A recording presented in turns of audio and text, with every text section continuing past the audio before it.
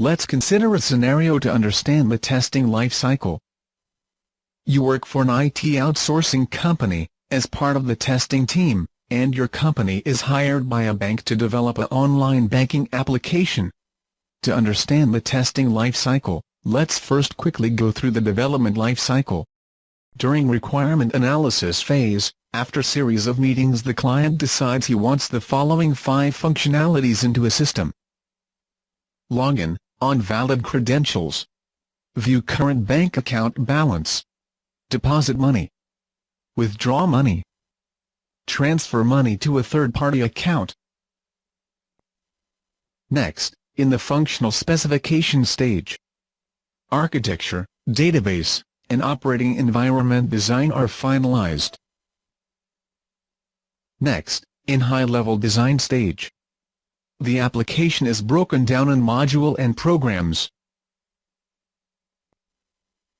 In detailed design stage, the pseudocode for functions for each module is documented.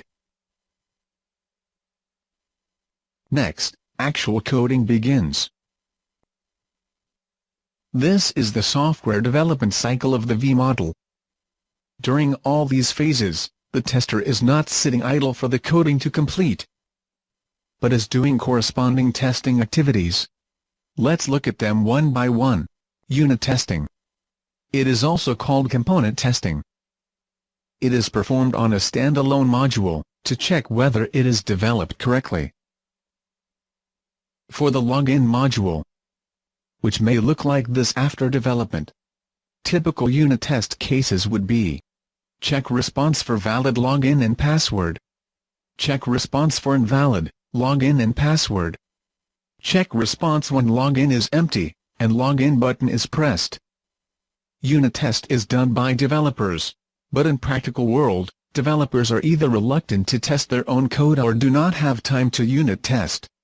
Many a times, much of the unit testing is done by testers.